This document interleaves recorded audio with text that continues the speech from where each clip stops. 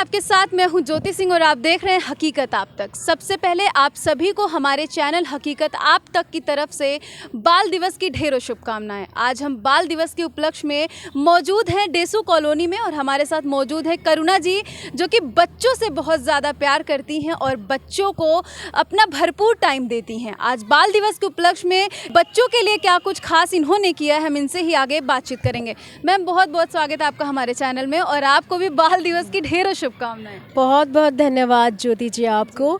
बाल दिवस की आपको भी ढेर सारी शुभकामनाएं और सारे बच्चों को ढेर सारी शुभकामनाएं।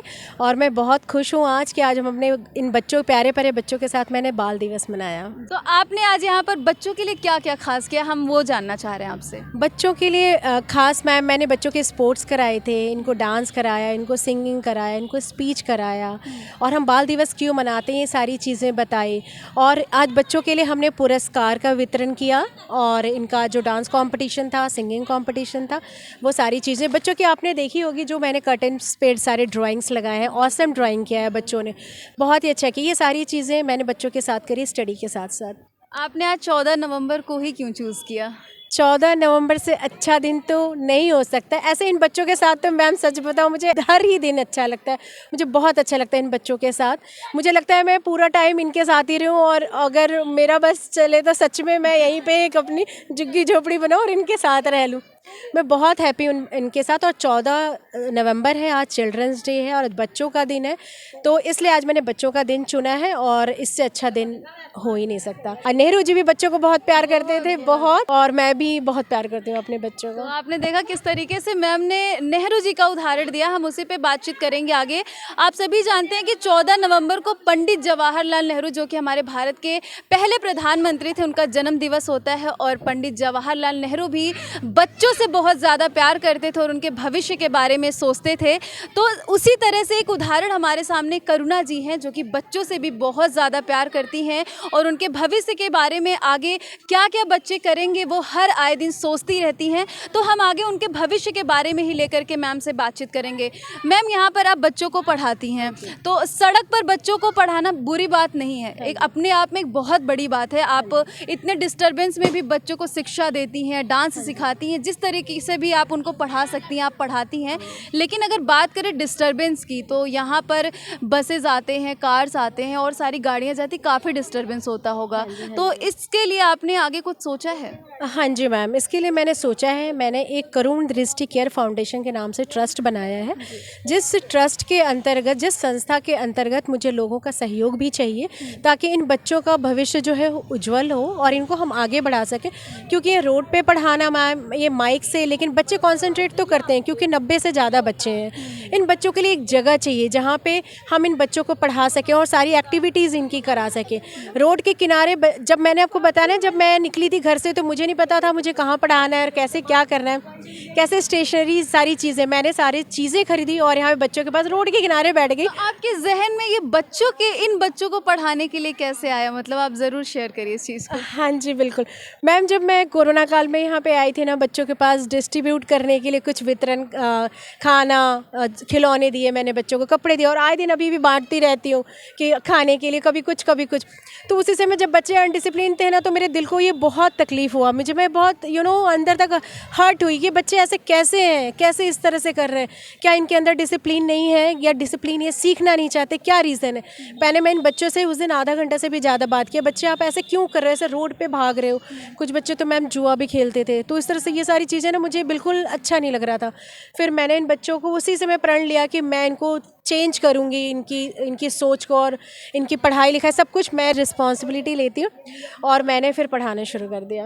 मैम, एक फ़ीमेल होने के नाते कई सारी जिम्मेदारियां होती हैं और आपकी शादी भी हो चुकी है, तो घर संभालना, आपका एक बेटा भी संभालती हैं। अगर हम बात करें एक बेटे की, अभी तो आपके 90 बेटे हैं, बच्चे हैं बहुत सारे आपके, जिस तरीके से आप इन पर प्यार लुटाती हैं, इनको टाइम देती हैं, तो किस तरीके से आप मैनेज करती हैं इन बच्चों के लिए, किस तरीके से समय निकाल पाती हैं घर के साथ साथ? मैम इन बच्चों के लिए मैं यही बोलना चाहूँगी ना, सभी के लिए कि हर ज़र्रा है मोती, आँख उठाकर देखो, और माटी में सोना है हाथ लगा कर देखो।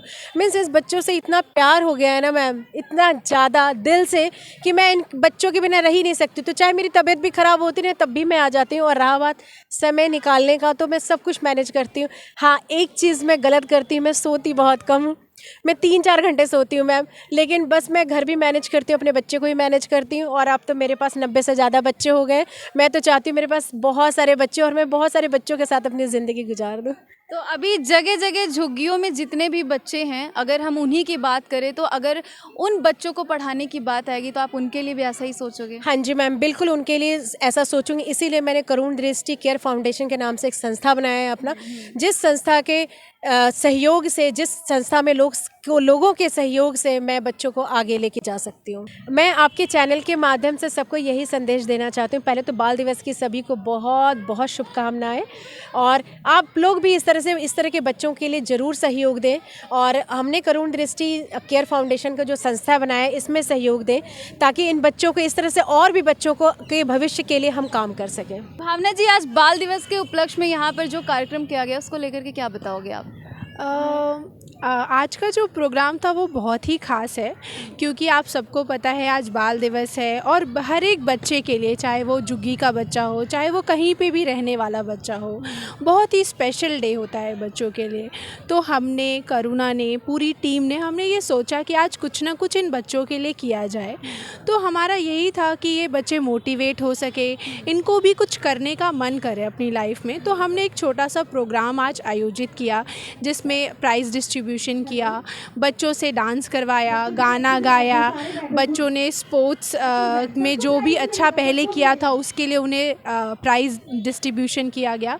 तो यही था कि बच्चे आगे और बढ़ें, और उनके दिल में भी ये आए कि हम अच्छा करेंगे तो हमें प्रोत्साहित किया जाएगा।